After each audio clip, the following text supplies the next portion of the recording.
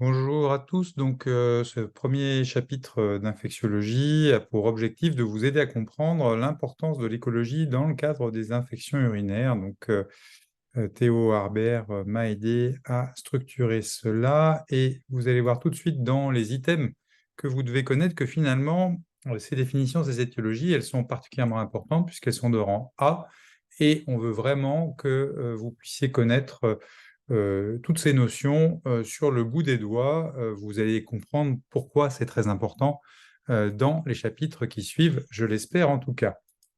Alors, euh, en termes d'infection urinaire, d'où ça vient l'infection urinaire? En général, ça vient de la proximité, le plus souvent probablement du tube digestif, du vagin, et c'est la raison pour laquelle, ou de l'urètre, et c'est la raison pour laquelle c'est beaucoup, beaucoup plus fréquent chez la femme que chez l'homme. L'homme est protégé quelque part par la longueur de son urètre, mais donc c'est ce facteur-là principalement qui va expliquer la très grande fréquence des infections urinaires. Alors évidemment, chez l'homme, au début, il est protégé, mais avec l'âge, des pathologies vont se développer localement, et notamment l'hypertrophie bénigne de la prostate pourra l'exposer à plus de risques d'infection urinaire. Malgré tout, l'infection urinaire simple, c'est d'abord une pathologie de la femme, et évidemment, s'il y a des corps étrangers dans l'arbre urinaire, que ce soit l'homme ou la femme, eh bien, il y a un vrai risque de création de micro-foyers à l'intérieur de ces corps étrangers, que ce soit des calculs, des sondes. Ce milieu urinaire, lorsqu'on met un corps étranger à l'intérieur, est vraiment une maison parfaite pour les bactéries. Donc ça, c'est un élément qui est le plus important. On peut avoir des infections par voie hématogène, notamment les pyélonéphrites. C'est assez exceptionnel. Et puis, on peut avoir des infections urinaires iatrogènes. Alors, c'est notamment le cas lorsqu'on fait des biopsies de prostate transrectale. Normalement, la biopsie transpérinéale n'expose pas tellement à ce risque-là. C'est pour ça que ça va être peut-être une des évolutions futures. Mais bien sûr, il y a un facteur de risque iatrogène. Alors, pourquoi l'écologie microbienne est aussi importante? Eh bien, pour plein de raisons. La première, c'est que connaître le type d'agent microbien, ça peut vous permettre de mieux diagnostiquer, de traiter.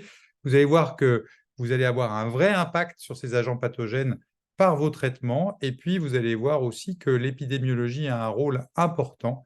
Le lieu, le contexte de vie a un rôle extrêmement important chez ces patients. Alors, le type d'agent microbien, on va commencer par ça.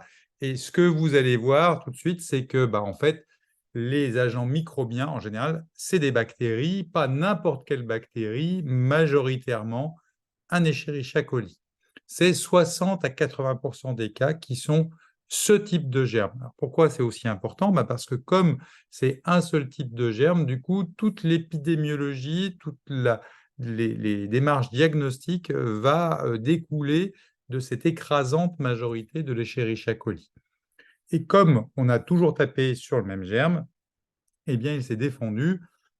On va revenir dessus derrière, mais on a énormément de résistance et vous allez voir que c'est un des problèmes majeurs qui explique qu'on porte autant d'attention à l'écologie microbienne.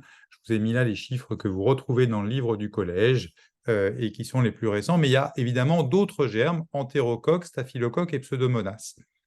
Mais qu'est-ce que ça implique d'avoir un germe aussi fréquemment? Eh bien, tout simplement que c'est un germe qui va avoir des caractéristiques qui permettent d'expliquer, par exemple, que la bandelette urinaire soit aussi utile, notamment dans les infections urinaires de la femme, puisque l'Escherichia coli, qui est responsable la plupart du temps des infections communautaires, eh bien, il a une nitrate réductase. Du coup, il est capable de sécréter des nitrites et c'est pour cela que la bandelette urinaire va vous permettre de faire le diagnostic d'infection urinaire dans certaines circonstances. Mais il y a d'autres germes qui n'ont pas de nitrate réductase. Et donc, dans ces autres contextes, par exemple, si c'est une mycose, vous aurez une bandelette urinaire qui pourra sembler, entre guillemets, normale, en tout cas, qui n'aura pas de nitrite. Mais ça, je vous ferai une vidéo spécifique sur ce sujet-là, parce que c'est un sujet qui est assez simple, mais dont il faut bien avoir compris l'utilisation, la bandelette urinaire est vraiment quelque chose qui est très utile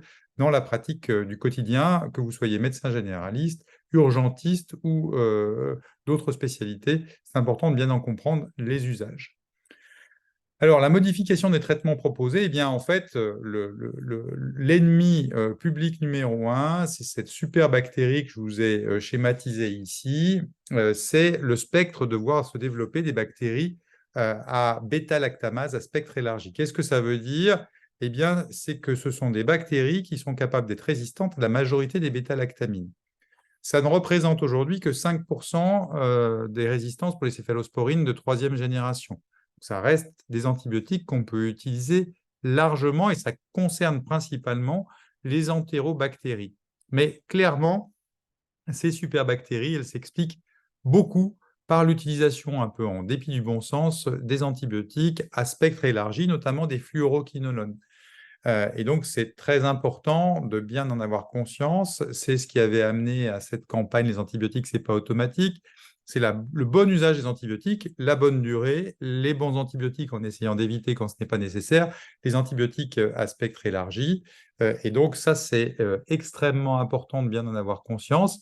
Depuis qu'on a pris conscience de cela et qu'on a une prescription d'antibiotiques un peu mieux organisée, on a vu diminuer ces spectres de résistance, même si malheureusement d'autres facteurs font que le risque reste très élevé. C'est la raison pour laquelle il faut être extrêmement vigilant sur l'utilisation de certains de ces antibiotiques.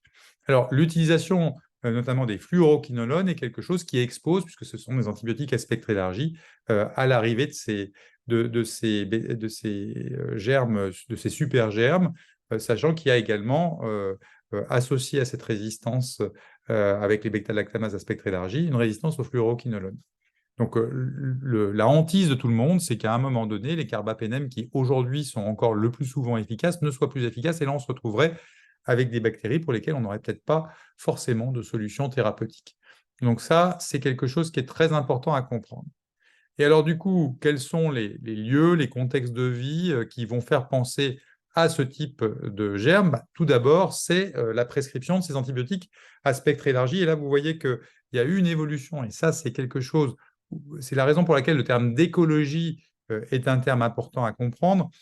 Sur le livre du collège, vous allez voir que c'est 6 mois avant qu'on est vigilant. Eh bien non, il vient d'y avoir en mars 2023 une mise à jour dans laquelle on dit non, c'est traitement antibiotique récent de moins de 3 mois, voyage de moins de 3 mois, hospitalisation il y a moins de 3 mois, qui sont les éléments à prendre en compte. Avant, c'était 6 mois, maintenant, c'est 3 mois, c'est une évolution, et c'est comme ça avec l'infectiologie. En fait, on est obligé sans cesse de remettre à jour ses connaissances, car toutes les pressions qu'on fait pour essayer de lutter, il peut y avoir une résistance bactérienne qui peut changer les mesures qu'on va prendre. Et tous les 3, 4, 5, 6 ans, on est obligé de changer notre stratégie antibiotique.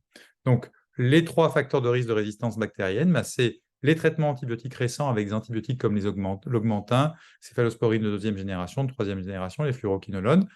Un voyage dans une zone endémique à BLSE, Inde, Asie du Sud-Est, Moyen-Orient, bassin méditerranéen, le Portugal notamment est particulièrement touché. Et en France, le sud de la France est plus touché par ces risques de BLSE que le nord de la France.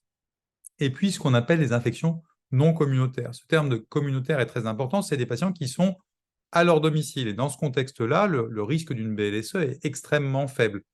En revanche, dès que ce patient, alors qu'il n'est pas forcément hospitalisé, mais habite par exemple dans un endroit où il y a beaucoup de personnes à risque, par exemple dans une maison de retraite, par exemple lorsqu'il est hospitalisé, eh bien là, il devient un patient à risque. Donc toutes les infections associées aux soins, par exemple, sont des infections qui sont plus à risque d'être avec des bactéries BLSE. Donc voilà les facteurs de risque d'une façon générale de résistance bactérienne. Ce sont les facteurs de risque que vous retrouvez dans le livre du collège, mais qui sont aujourd'hui des éléments sur lesquels il faut être très vigilant lorsqu'on va prescrire les antibiotiques au départ. Donc, en synthèse, l'infection urinaire, c'est d'abord des bactéries, c'est d'abord l'Escherichia coli, c'est plus fréquemment une écrasante majorité chez la femme. Le facteur numéro 1 de résistance bactérienne, c'est la prescription inappropriée d'antibiotiques. C'est donc votre responsabilité de savoir quel type d'antibiotiques prescrire, combien de temps, et d'arriver à faire en sorte que vos patients suivent vos consignes, qu'ils ne s'arrêtent pas de prendre les antibiotiques avant la fin d'efficacité du traitement. Et puis, il faut penser au risque des BLSE dès que vous avez des facteurs de risque. Je vous remercie de votre attention.